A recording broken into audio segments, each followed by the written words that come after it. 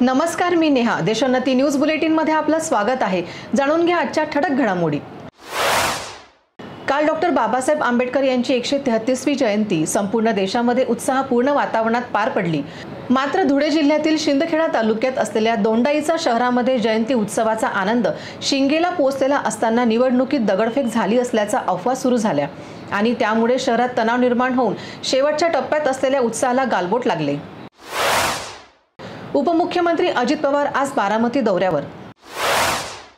सर्व भ्रष्टाचारी लोकांना नरेंद्र मोदी आपल्या पक्षात घेतात. भाजप हा भ्रष्टाचारींचा पक्ष बनला आहे. संजय राऊत यांची टीका.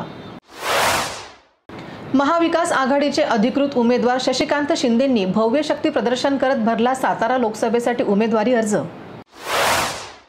देशाला उद्ध्वस्त करण्याचे काम काँग्रेसने केले आहे. खासदार दिनेश शर्मा यांचे काँग्रेसवर टीकास्त्र. आज ते अमरावतीला आले होते. महाराष्ट्र नवनिर्माण सेनेचे प्रवक्ते गजानन काळे यांनी उद्धव ठाकरे यांना पत्र लिहून दुधाने अभिषेक करण्यासाठी मागितला वेळ.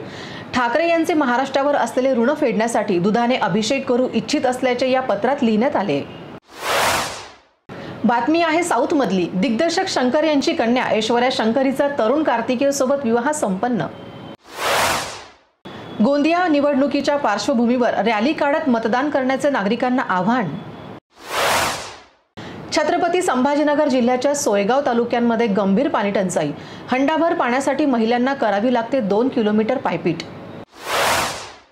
मुख्यमंत्री एकनाथ शिंदे, उपमुख्यमंत्री अजित पवार कोल्हापुरात.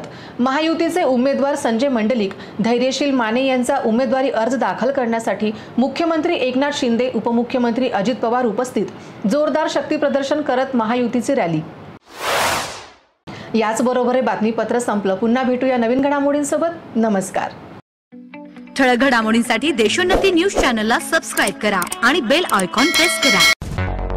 मुंबई, पुणे, नागपूर, मराठवाडा असो का विदर्भ, राजकीय, सामाजिक, शैक्षणिक क्षेत्र असो का क्रीडा, सर्वच घडामोडीचे विश्लेषण पाहायला विसरू नका.